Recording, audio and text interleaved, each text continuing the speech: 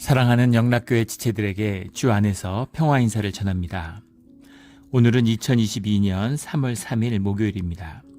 오늘의 묵상 본문은 출애굽기 29장 1절로 14절까지의 말씀입니다. 오늘 본문 말씀 29장 1절부터의 말씀은 이렇게 시작합니다. 내가 그들에게 나를 섬길 제사장의 직분을 위임하여 그들을 거룩하게 할 일은 이러하니 곧 숫소 하나와 흠없는 수양 둘을 택하고 제사장의 위임과 아론의 가문을 제사장으로 세우는 그 말씀이죠.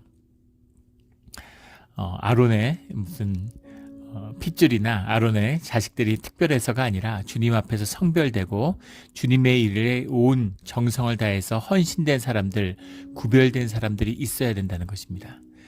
그래서 짜투리 시간에 남는 시간에 하는 일 이제 그런 것이 아니라 이 일을 전업으로 이 일의 전심으로 사역하는 것, 이것이 제사장의 직분이다, 직분의 참된 뜻이다라는 것을 말씀하고 있는 것이죠. 근데 이것이 이제 잘 지켜지지 않는 것이 보여지죠. 유대 역사에 보면 왕이 제사장을 하기도 하고 이 집안 저 집안에서 나오기도 하고 이게 지켜지지 않았어요. 이 말씀이 오히려 회복되고 지켜진 것은 바벨론의 유수가 있은 다음에 바벨론의 포로에서 돌아온 사람들이 예루살렘을 회복된 다음에야 비로소 이 말씀이 이제 지켜지게 됩니다. 참 아이러니한 것이죠. 이것의 이 말씀, 제사장의 직분이 흐려져서는 안 되고 이것이 타락해서는 안 된다는 것을 비로소 완전히 망한 다음에 바벨론의 포로를 겪고 예루살렘이 회복돼 그 말씀을 더 소중하게 여기게 되는 것이죠. 이것이 말씀의 참된 뜻입니다. 섬길 제사장의 직분을 위임하여, 위임하여라고 하는 이 말이 코데시라는 말이 앞에 계속 나왔단 말이죠. 러카데스라는 말인데 이 코데시에서 왔습니다. 영어로 하면 consecrate, 구분하다, 구별짓다 이런 말이죠. 그래서 구별되었다라는 의미지. 뒤에 위임하다는 말이 나오는데 이게 개역 개정의 번역의 문제인데 개역 한글도 마찬가지고 이게 엄밀하게 번역을 해야 되는데 번역을 할 때는 이제 원전을 대신하는 인도에서 수입된 중국 불교가 이제 중국의 불교로 거듭나게 되죠. 그렇게 됐던 것이 경서의 독립에 있다. 그래서 불경을 번역한 다음에 원전을 불태웠다고 그러죠. 그러니까 그것이 원전이 되는 거죠. 그런 마음가짐으로 해야 돼요. 그러려면은 모든 단어와 단어를 엄밀하게 뜻에 맞게 구별지어야 됩니다. 오늘 위임한다는 말씀이 여러 번 나오는데 본문의 뜻이 달라요. 어디서는 성별한다, 어디선 구별한다, 어디선 위임한다 이렇게 다른 뜻을 쓰면 뜻이 헷갈리게 되는 것이죠. 그래서 9절에도 위임한다라는 말이 나오는데 9절에 위임한다라는 말은 밀레타 야드라는 말이고 지금 1절에 나오는 위임한다라는 말은 러카데스라는 말입니다. 이러면은 뜻을 구별해 줘야죠. 우리말을 이제 구별해서 써야 됩니다. 다 위임한다고 해석을 했어요. 엄밀하지 못한 것이죠. 그러나 이제 섬길 제사장의 직분을 위임한다라는 것에 들어있는 위임한다는 첫 번째 뜻은 구별되었다. 그들이 제사장의 직분만을 위해 헌신된 자들로 구분되었다라는 점입니다. 이 점이 이제 중요한 것이죠. 제가 교회에서 같이 사역을 하는 동역자분들을 세울 때 그분들에게 그런 말씀을 하세요. 우리 이제 교육 목사님 또 전도사님 다 그런 말씀을 드리는데 교회의 섬김, 교회의 직분이라는 것은 풀타임이라고 이렇게 말씀을 드립니다. 우리가 교회 직분을 뜨리쿼러니 해프타임이니 파트타임이니 이렇게 말하는 건 교회에서 받는 신수비 사례가 해프타임, 파트타임이란 얘기지 모든 교회의 봉사, 주님을 섬기는 일은 우리의 삶을 다 드리는 풀타임이다라는 것을 강조합니다. 그런 마음 자세로 그렇게 섬겨야 되는 것이죠.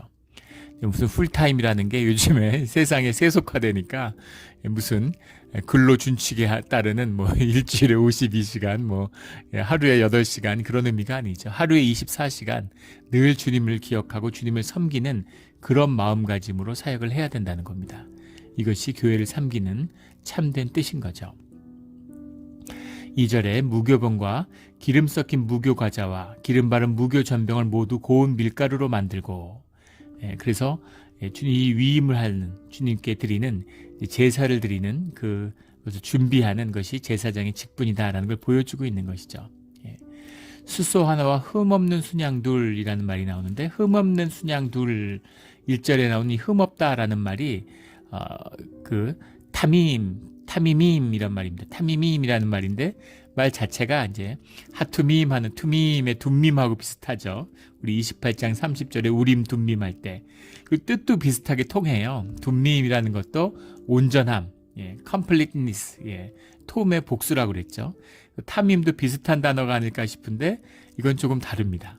둘 다 온전하다는 의미가 들어있지만 여기 나오는 흠없다라고 하는 말에는 타밈이라는 말은 타미밈이라는 말은 타마함이라는 말에서 왔어요. 타마함이라는 말도 물론 completeness의 뜻이 있지만 사운드 또는 뭐 헬스 이런 말도 뜻도 들어있습니다. 건강한, 온전한, 좋은 뭐 이런 뜻으로 다 쓸 수 있는 거죠. 순양의 온전함과 주님의 온전함은 다른 것이죠. 다 이제 흠없다라고 했는데 양이 어떻게 흠이 없을 수가 있겠어요. 그러니까 건강하고 좋은 그런 양을 이제 가져오는 것입니다. 뒤에 말라기에 보면 이런 심성, 신앙의 심성이 타락하니까 종교가 타락하니까 나중에 이것조차 지켜지지 않는 것을 보게 되는 거죠. 그래서 흠이 있는 양 아무거나 갖다 바치고 이렇게 된다는 겁니다. 이런 거죠. 흠 없는 순양이라는 것, 주님이 흠 없는 것, 좋은 것을 드리겠다라는 마음으로 주님 앞에 나와야 되는 것이고 주님은 그것을 받아주신다라는 그 의미입니다. 이것이 흠 없는 이라는 말의 참된 뜻이죠. 우리의 흠 없는 마음을, 우리의 흠 없는 정성을 주님께 드리는 우리 모두가 되기를 주의 이름으로 축원합니다.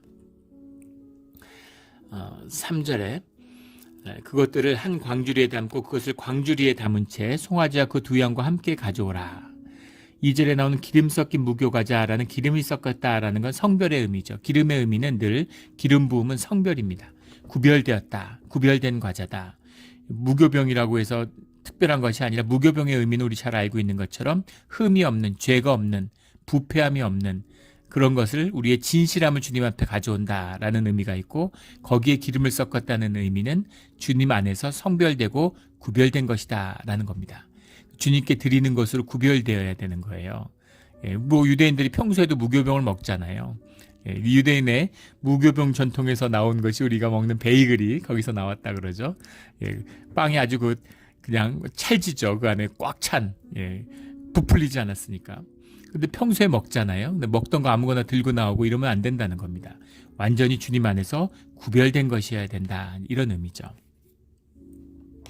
이런 의미에서 구별된 우리의 진실함, 이것을 주님 앞에 드리는, 삶을 드리는 그 의미가 기름 섞인 무교 과자와 무교 전병의 의미죠. 늘 이런 진실함을, 거짓이 없는 성별된 삶을 주님 앞에 드리는 우리 모두가 되기를 주의 이름으로 축원합니다. 4절에 너는 아론과 그의 아들들을 회막문으로 데려다가 물로 씻기고라고 하는 그 물이라는 것은 이제 물두병, 성막 앞에 있는 물두병이죠. 성소 앞에 물두병이 있어서 그 물두병의 물로 씻는 것입니다. 근데 물로 씻기고라고 하는 의미가 또 상징적이죠. 물로 씻기우는 것이에요. 물론 씻기운다고 해서 무슨 씻어주는 건 아니죠. 그러나 내가 씻는다고 해서 내가 깨끗해지는 것이 아니라는 의미입니다. 물로 씻는다는 것은 우리가 성별되었고 주님 앞에 성결해진다는 의미가 들어있죠.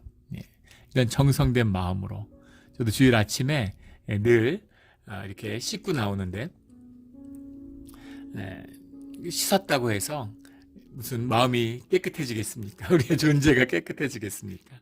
그렇지는 않지만 그런 마음의 의미를 담는 표상이죠. 우리가 깨끗하게 하겠다는 그 의미로 그렇게 하는 거예요. 와이셔츠도 매주 나올 때 새 것을 입습니다.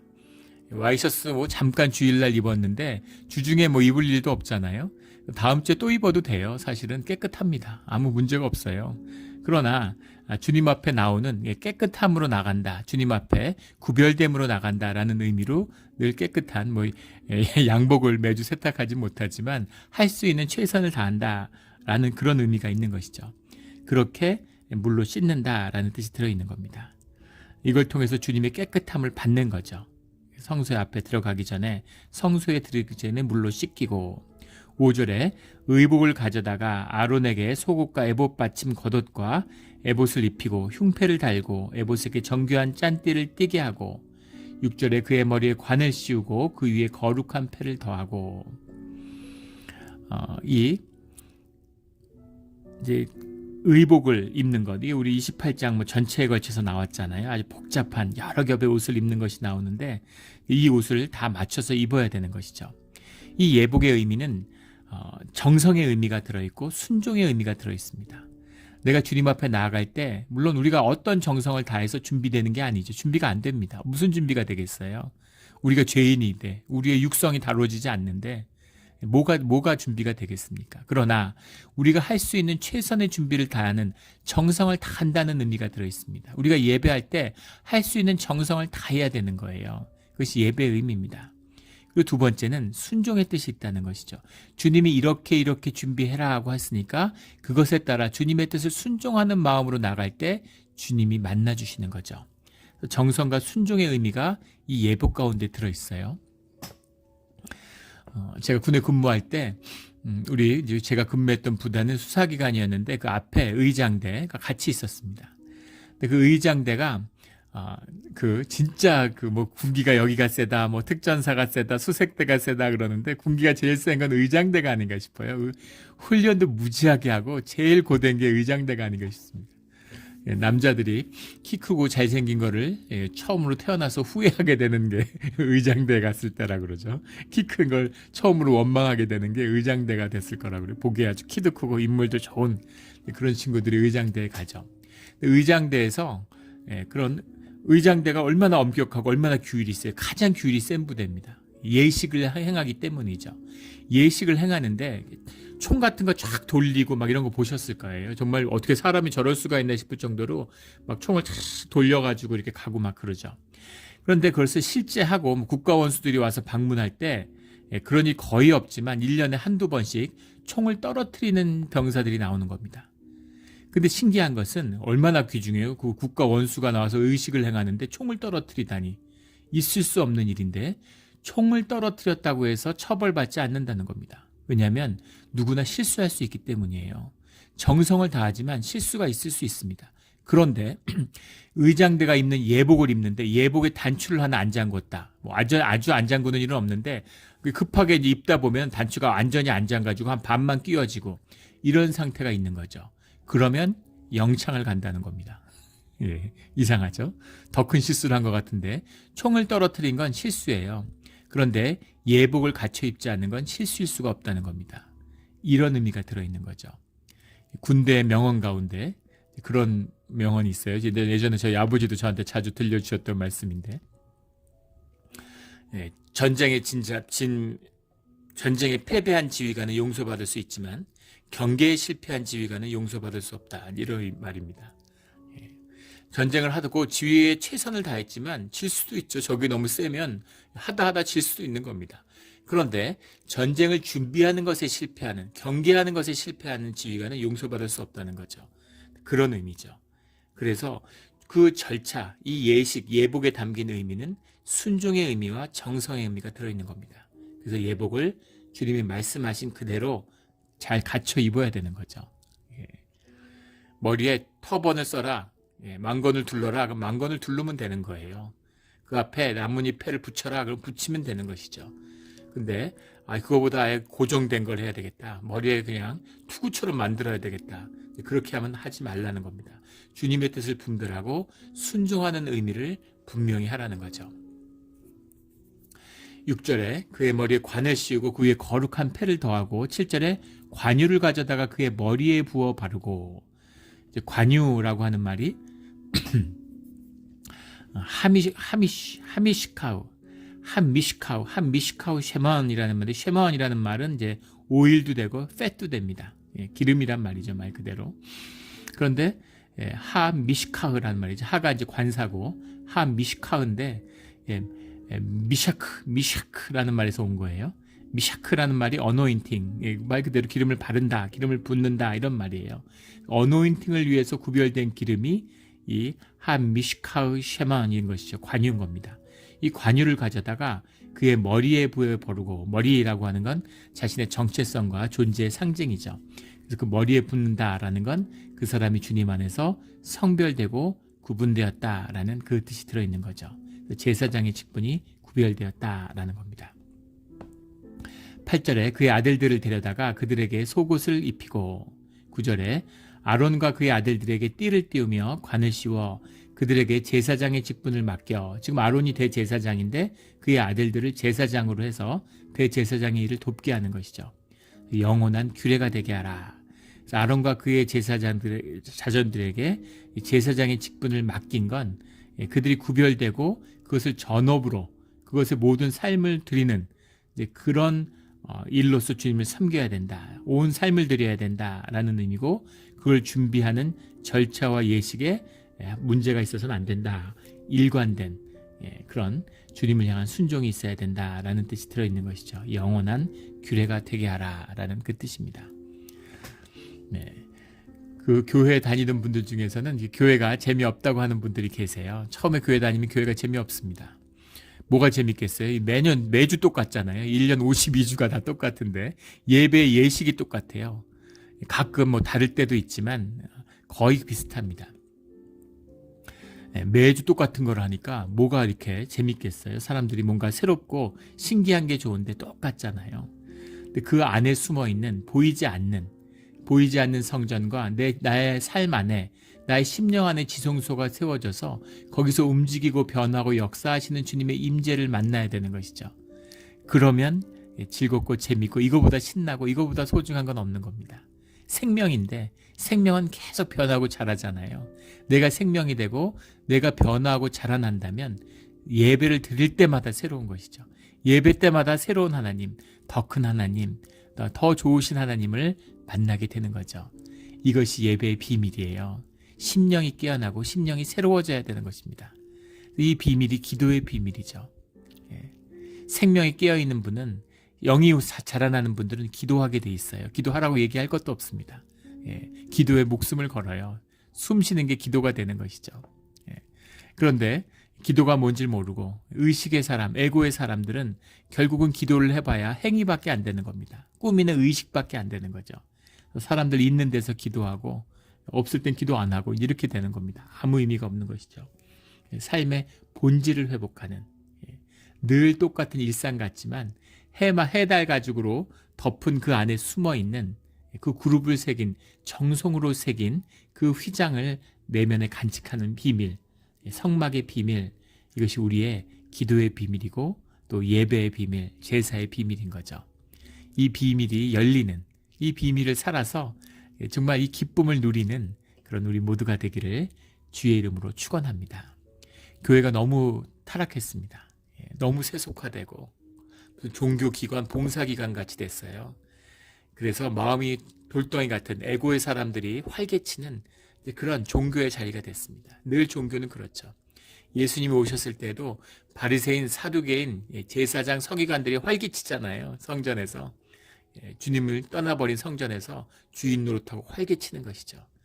그런 것을 바꿔야 되는, 주님이 머무시며 그 복의 근원이 열리는, 생명의 근원이 열리는 참된 예배의 자리, 기도의 집이 되어야 되는 것이죠. 우리 몬트레 영락교회가 그런 살아있는 하나님의 기도의 집, 아버지의 집이 되기를 주의 이름으로 축원합니다.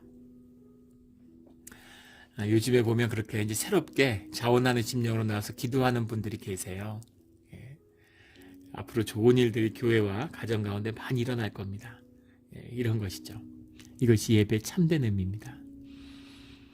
10절에 너는 숫송아지를 회막 앞으로 끌어오고 아론과 그의 아들들은 그 숫송아지 머리에 안수할지며, 그 숫송아지 머리에 안수할지며 라는 이 안수의 의미는 그 송아지에게 우리의 죄를 전가한다. 주님 앞에 서기 위한 이제 그 속죄, 죄사함의 속죄의 제사를 의미하는 거죠. 우리 제자 훈련 이런 걸 받으면서 너무나 익숙하고 잘 알고 있는 5번의 제사가 있죠. 번제가 있고 화목제가 있고 소제가 있고 속죄제가 있고 속건제가 있습니다. 5대 제사라고 그러죠. 다시 한번 되새겨보면 번제라는 건 태우는, 말 그대로 태울 번자잖아요. 태우는 제사인데 온전한 헌신, 모든 걸 태운다는 건 우리의 온전한 헌신을 의미하는 것이죠. 이건 소와 염소, 양의 수컷을 드립니다. 수컷을 드린다는 것은 모든 것을 드리는 것에 대한 대표성, 70장로 이런 의미처럼 대표성을 상징한다고 그러죠. 그래서 소, 염소, 양, 뭐 비둘기, 집비둘기 이런 걸 다 드릴 수 있습니다. 화목제라고 하는 것은 낙헌제와 서원제 두 개로 나누어지죠. 합쳐서 화목제라고 하는데, 낙헌제라는 건 자원하는 심령으로 드리는 거죠. 자원하는 심령으로 드리는 건 무엇이든 드릴 수 있어요. 유교병도 드릴 수 있습니다. 유교병의 제사와 헷갈리죠. 무교병을 드려야 되는데 유교병 제사는 뭔가. 이 낙헌제에서는 유교병의 제사를 드릴 수도 있고 암수의 구별이 없습니다. 암컷을 가져오든 수컷을 가져오든 자원하는 심령으로 가져오는 것이죠. 서원제라는 건 주님에게 서원한, 주님이 이런 걸 들어주시면 제가 이렇게 하겠습니다 라고 약속한 게 있다면 그 약속을 지키는 것이 서원제죠. 낙헌제와 서원제는 주님과의 관계를 회복하는 화목제가 있습니다. 그 다음에 소제라는 것이 있죠. 소제라고 하는 것은 단독의 제사가 아니라 다른 제사를 드릴 때 함께 드리는 제사입니다. 근데 그 소제에는 떡이나 뭐 밀이나 보리가루 이런 것을, 떡을 드릴 때도 있고 밀이나 보리가루를 집어서 주님 앞에서 뿌리는, 물론 이제 가장 좋은 고르게 채로 친 이제 그것을 뿌리는 것으로서 소제를 드리죠. 속죄제라는 것은 이제 범죄와 대한 그 죄 사함을 받기 위한 그에 드리는 것이 이제 속죄제입니다. 이것은 형편에 따라 자유롭게 하는 거예요. 자기 형편대로. 왜냐하면 누구나 죄가 있고 누구나 죄 사함을 받아야 되기 때문에 속죄제는 형편대로 드리는 것입니다. 그다음에 마지막으로 속건제가 있죠. 우리가 성경 공부할 때 제일 헷갈리는 게 속죄제와 속건제죠. 속죄제와 속건제인데, 속건제는 남에게 문제, 뭐 물질적이든 뭐든 배상을 해야 되는 문제가 생겼을 때 드리는 것이 속건제입니다. 같은 속죄제인데 속건제는 배상의 문제가 있어요. 뭐냐면 남에게 무슨 피해를 입혔는데 피해 보상을 안 하고 주님 앞에 나와서 제가 피해를 줬는데 회개합니다. 이러면 주님을 모독한 죄로 태워 죽이는 겁니다. 돌에 맞아 죽는 거예요. 주님을 모독한 것이기 때문이죠. 예전에 밀양이라는 영화가 있었죠. 많은 분들이 기억하시고, 그 영화에 보면 그 혼자 사는 그런 그 여인의 그 자녀를 유괴해서 죽인 그런 범죄자가 나오죠. 그런데 감옥에서 찾아가서 용서한다 그러니까 용서 안 받아도 된다고, 나는 주님께 이미 용서를 받았다 이렇게 얘기하는, 중세 같았으면 태워 죽이는 겁니다. 주님의 이름을 그렇게 모독하는 자는 용서받을 수 없고 교성이 아니라 화형에 처해져요. 먼저 가서 죄 지은 사람, 피해를 입힌 사람에게 사죄하고 배상을 해야 되는 겁니다. 배상이라는 건 죄의 책임에 대해서 그 책임을 묻는 것이죠. 책임을 내가 진다는 의미가 들어있어요. 내가 죄인이라는 걸 인정하고 고백하는 그 진실을 받아들이는 그 의미죠. 우리 위안부 문제 이런 거 나올 때 일본에서 늘 보상이라 그러고 배상이 아니라고 막 그게 그런 아주 간사함이 들어있는 것이죠. 그렇게 하면 용서함을 받을 수 없죠. 그 배상을 하고 드리는 그 속죄제, 이것이 속건제입니다. 그래서 번제, 소제, 화목제, 속죄제, 속건제를 뭐 5대 제사다 이렇게 얘기하고, 지금 나오는 것은 속죄제의 의미죠. 속죄제를 주님 앞에 드리는데, 그 송아지의 머리에 안수한다라는 건 우리의 죄를 송아지에게 전가함으로 그 소가 그 죄를 걸머쥐고 그 소를 잡는 것으로 그 제사를 주님께 드리게 되는 겁니다. 또 우리 안수의 의미에 보면 이렇게 그 소에게 죄를 전가할 때 제사 때도 안수하는 게 나오고, 우리 레위기에 보면 신성 모독자를 돌로 칠 때도 안수합니다. 그 신성 모독한 말을 들은 것도 죄이기 때문에 그 들은 것에 대한 죄를 그 신성 모독자에게 전가하는, 그래서 돌로 치기 전에 안수를 해요. 이것이 이제 레위기에 나오는 안수의 의미죠. 그런데 우리 이제 뒤에 보면 신약에 가면 무슨 마가복음이나 사도행전 이럴 때 보면 병을 고칠 때라든가, 또는 성령 세례를 베풀 때, 또는 어떤 그 주님을 섬기는 봉사의 직 이런 것을 위임할 때, 이럴 때 안수를 하죠. 그래서 안수의 의미는 다양하게 있다는 것을 알게 됩니다. 근데 본질적인 의미는 안수의 주제자가 주님이시라는 거죠. 우리의 존재를 뛰어넘는, 우리의 존재를 뛰어넘는 주님의 성결함, 주님의 역사함을 담아내는 것, 주님이 함께할 때만이 가능한 것이 안수의 참된 의미다. 무슨 종교적인 의미로 손을 얻는다고 무슨 의미가 있겠어요? 그것이 아니라 하나님이 우리 가운데 함께하고 있을 때 하나님이 주관자가 되셔서 우리의 삶의 차원을 높인다라고 하는, 우리의 존재의 차원을 뛰어넘는다라는 의미가 안수의 의미다라는 것을 알게 되는 거죠. 송아지 머리 안수한다고 우리의 죄가 송아지한테 갑니까? 그러나 주님이 그것을 그 죄가 전가되는 것으로 받아주심으로 우리의 죄를 사해 주신다는 거죠. 주관자도 그 모든 것의 주제자가 주님이시다, 주님을 향한 것이다 라는 것을 기억해야 됩니다. 종교의 의미는 아무 의미가 없죠. 종교의 의식이라면 주님이 함께하기 때문에 의미가 있는 거예요. 이 의미를 잃지 않는 우리 모두의 신앙의 자리가 되기를 주의 이름으로 축원합니다. 11절에 너는 회막문 여호와 앞에서 그 송아지를 잡고, 12절에 그 피를 내 손가락으로 제단 뿔들에 바르고 그 피 전부를 제단 밑에 쏟을지며, 제단 뿔이라는 건 구원의 상징이라는 것을 나누었죠. 여기 있는 제단은 그 지금 성막 안에 있는 금제단이 아니라 성막 밖에 있는 놋제단이죠. 그 놋제단인데 그 뿔에다 바른다라는 것은 그 피를 바름으로 구원의 뿔이 주님의 구원의 상징이니까 주님의 능력으로 그 피를 주님이 받으셔서 그것으로 죄사함을 주님이 주관하신다라는 의미가 들어있는 거죠. 그래서 그 피를 받고 쏟는 것입니다. 13절에 내장에 덮인 모든 기름과 간 위에 있는 커플과 두 콩팥과 그 위에 기름을 가져다가 제단 위에 불사르고. 내장이라고 하는 것은 이제 왜 내장과 간이나 콩팥 이런 걸 가져왔을까? 다 합쳐서 다 내장이죠.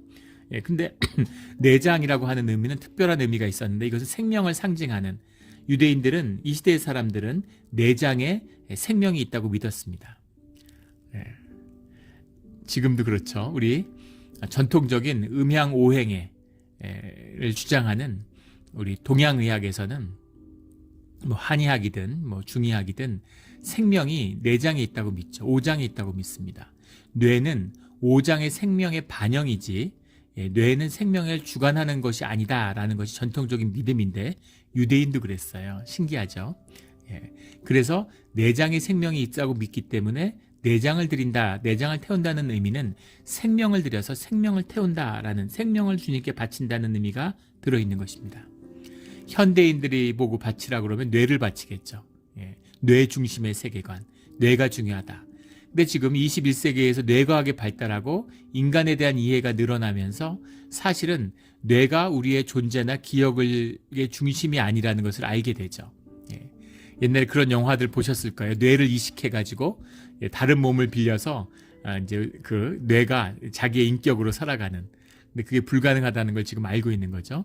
왜냐하면 뇌뿐만 아니라 우리의 기억과 우리의 중추신경계, 우리의 중추, 우리의 척추를 중심으로 하는 이 중추신경계가 모두 우리의 기억과 우리의 정체성을 관여하는 이런 사고에 깊이 영향을 끼치고 있다는 사실을 알게 된 겁니다.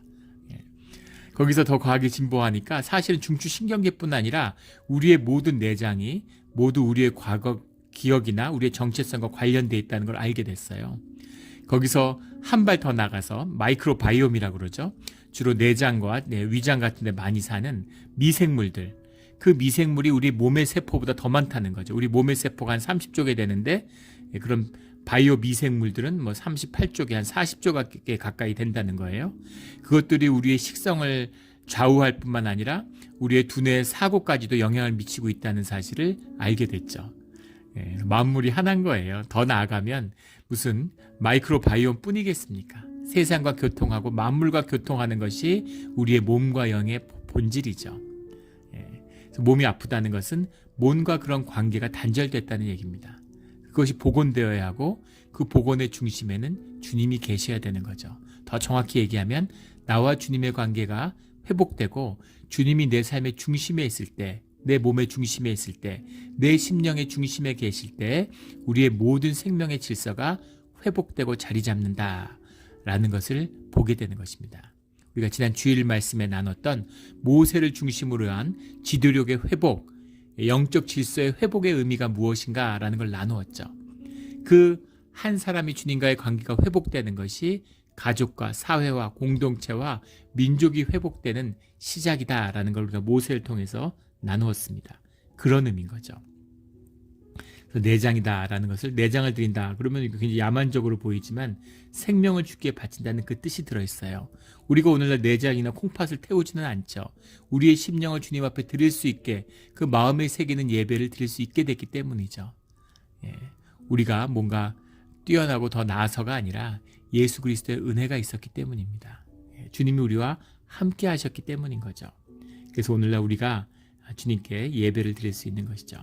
그러나 이 제사에 담긴 속죄제에 담긴 이 의미, 이 절차와 질서에 담긴 참된 의미는 우리가 마음에 새겨야 되는 것이죠.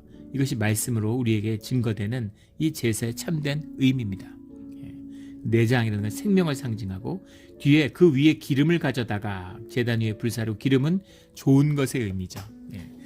기름은 이 내장에 있는 기름을 태운다라는 건 좋은 것을 태운다라는 겁니다. 내게 있는 것 중에 가장 좋은 것을 주님께 가져왔다라는 의미가 들어있어요.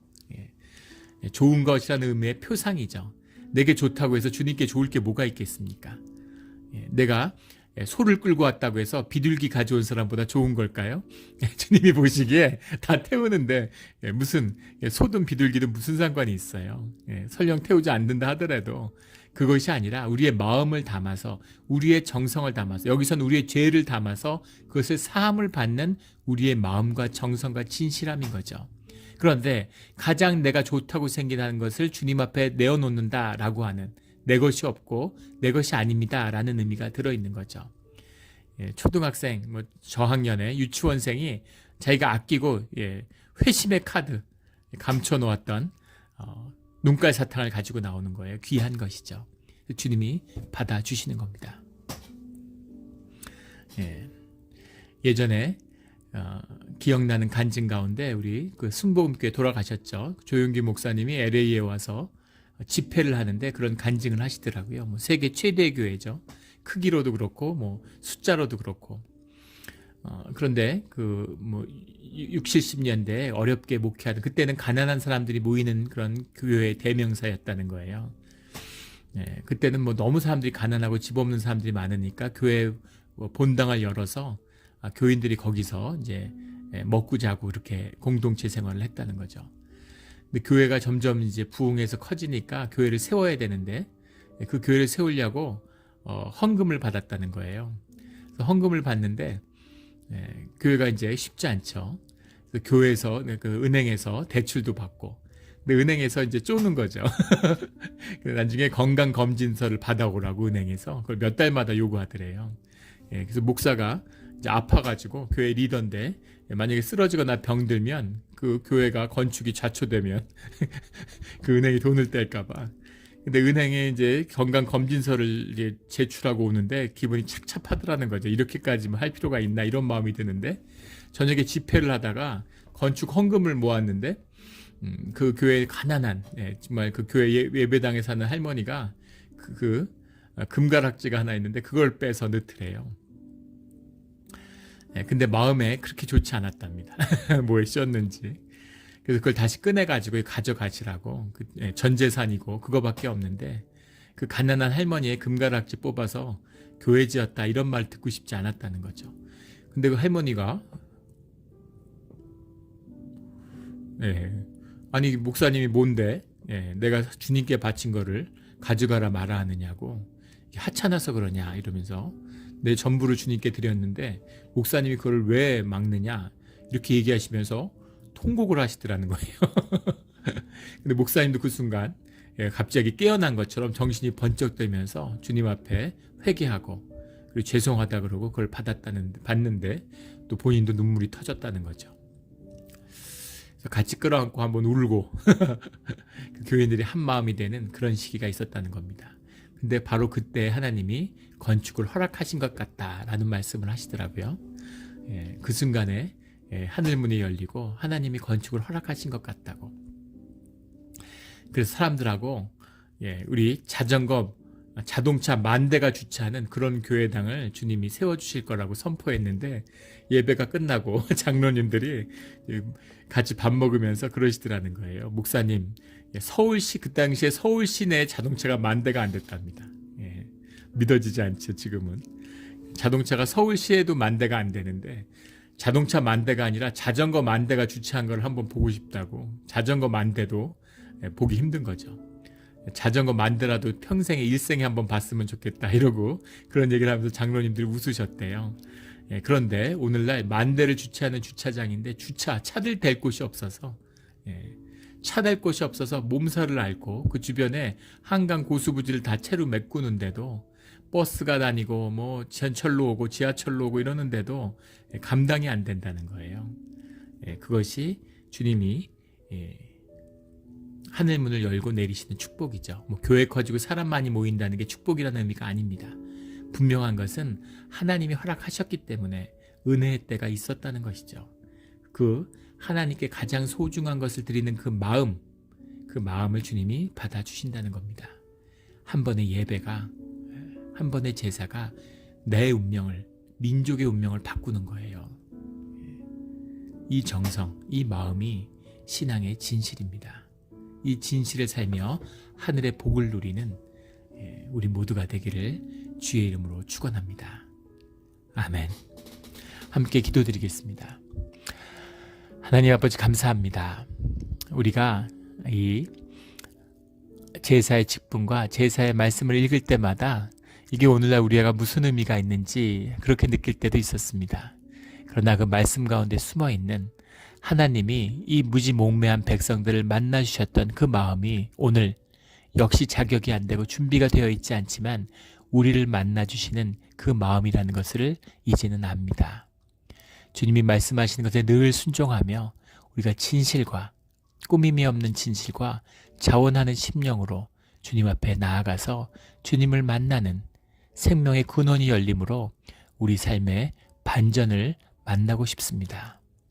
주님, 뻔한 삶, 내가 이런 부모를 만났기 때문에, 내가 이런 환경에서 자랐기 때문에, 내가 이런 조건을 가지고 있기 때문에 살아가는 뻔한 삶이 아니라 그 삶 가운데 새로운 삶이 열리는 삶의 반전이 일어나는 그런 주님 안에서 새로운 삶, 축복의 삶을 만나기를 소원합니다. 주님, 그 문을 열어주시옵소서. 그 문을 여는 예배, 주님과 만난 참된 예배와 교회가 우리 몬트레이 영락교회에서 이루어지기를 간절히 소원합니다. 감사하며 예수 그리스도의 이름으로 기도드렸습니다. 아멘.